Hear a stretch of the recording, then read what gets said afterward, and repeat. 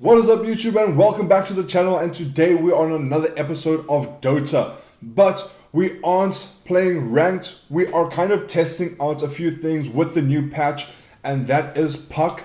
Things you need to notice for Puck is that they have reduced the cooldown on your illusionary orb. Then at level 10, when you get to choose your talent, your Waning Rift silence duration has been increased, and then at level 20, your initial break coil damage has also increased. So these are going to be big for team fight situations. Now my mistake is that when skilling my first ability, I accidentally clicked on Waning Rift and I didn't take my illusionary orb, and this kind of set me back just ever so slightly. It meant that my laning phase was a little more difficult than what I would have liked, and I've just gone with 5 branches and some tangos. I'm going to get a bottle that's going to help me.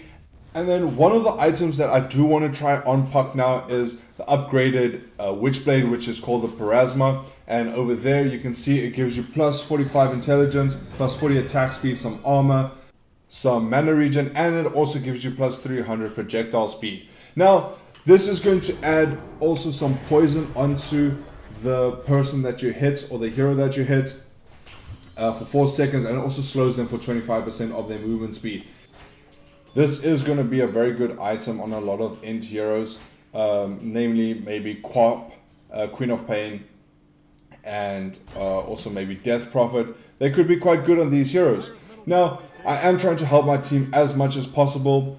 They are in a bit of a situation. Collect the bounty rune over here. I do have my TP boots. Next item that we will go for is the Witchblade.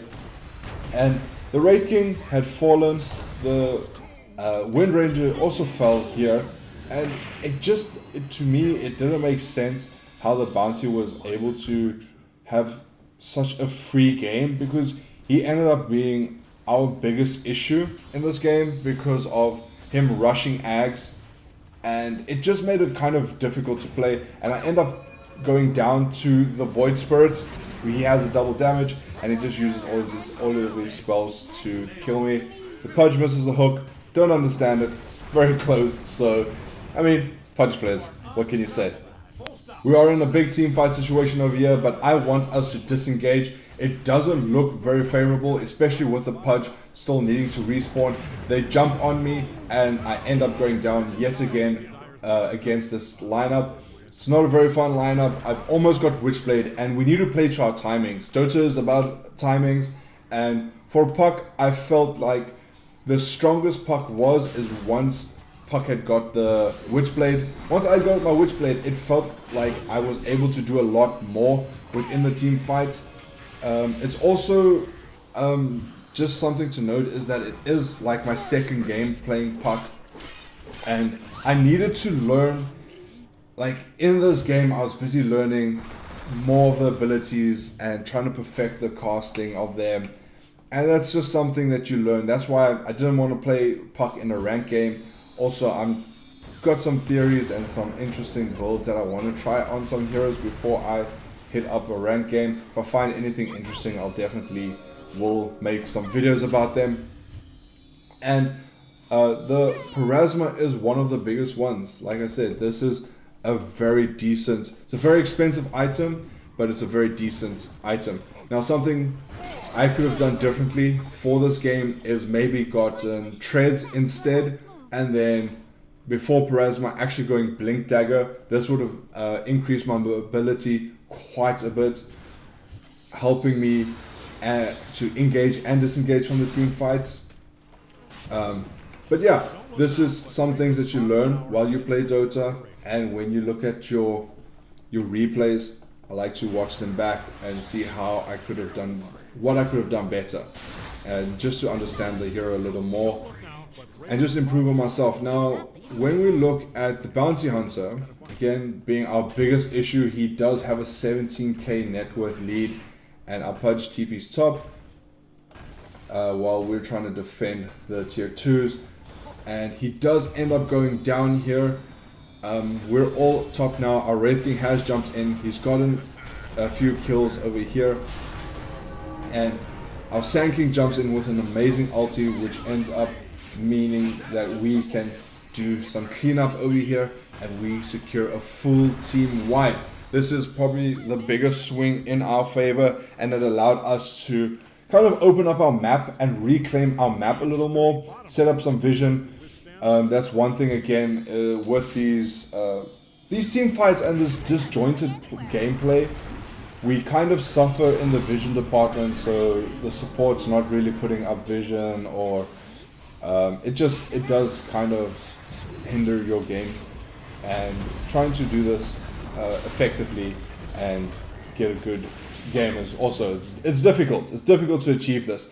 Now we have just killed 2 of their heroes, and they overstayed their welcome and they pay the price for this. And that's what you see here. We ended up killing 3 of them. We didn't lose anyone. Now the Rubik, a little bit cocky for staying around, and we ended up killing him too. Bounty Hunter lurking in the shadows, tracking us. But you know, that's just a bounty thing. Next item of choice that I am going to go is a Kaya and Sange. This is just going to help me with some status resistance. It's going to help me against the Bounty Hunter. It's going to help me if I'm stunned with Tiny. And it's just going to give me some decent stats for Puck, especially with the build that I am thinking of in this game. Now, with the team respawning quite quickly, we are just trying to get our creep wave to the tower so we can push this tower. Techies does go down again, and we end up turning around and jumping onto the Bounty Hunter, making sure that we can get him out of the team fights, because they'll have no way to track us now. He is down for 72 seconds. Most of the team are responding, so the best thing to do here is disengage, and we reload, wait for a better opportunity to come. Now we are trying to reclaim our triangle, and they've invaded the triangle, but this means that our team do respond to it. Sand King does have his ulti and everything ready. I am currently on a mega kill streak. We are in and out of the fight, doing a lot of damage, and I use my ultimate over here just to try and keep them in place. They do end up snapping it, which meant that I could get a double kill. I get a triple kill by killing the Bounty Hunter. Now our focus is on Tiny, and the Wraith King just takes it away from us by killing him, but that's okay.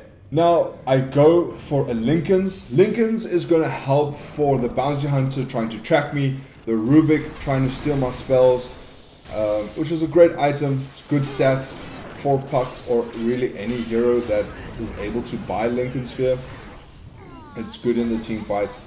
And yeah, we are now the aggressors, and we are trying to push their top lane, but they just won't have it, and they are paying the price. We are very strong with all the heroes that we have now, and this, it just shows you, like, with patience and knowing your timings, you end up doing quite well. But also to note that I was quite despondent in the beginning of the game because of how fat this bounty was. I think with a few different item choices from the bounty, or even better decision making from the enemy team, we would have lost the game outright. But they had started making a few bad decisions that meant that we could actually get a better game out of it, and we just performed a lot better than them in the end. And this is it. Then after I got Linken's Sphere, I want to get more, I want to become more tanky, and this is why you go for the Overwhelming Blink. It gives you more slow and also does some AoE damage. So this is nice, and we ended up securing another kill on the Bounty Hunter. Again, decision making from them very poor, and here we can see that they are trying to push us, but with our Wraith King being who he is, he's got 2 lives. We do end up helping him out, making sure we are able to secure some more kills. Sand King, again, amazing ultimate from him. It did the world of damage and just made sure that we could actually push the tier 3s now. We secured their bottom set of barracks and their tier 3. Now we're pushing their middle set. They are trying to stop us from pushing their high ground, but we've got mega creeps. They are not going to be able to do this. We are a lot stronger, and we've got all our heroes up. We still have Aegis, and we secure the win for this game. This is how I played Puck. There's, again, more builds that I want to try on Puck and some of the other heroes. I'll definitely be making more videos on them, and also by this, hopefully we can learn more about the patch notes. But guys, that is it for today. Thank you so much for watching. Please like, subscribe, let me know what you think of the build. Tell me what I could have done different and how we could have played Puck different. Open to suggestions. Thank you so much. And I'll see you all in the next one. Cheers. Peace, guys.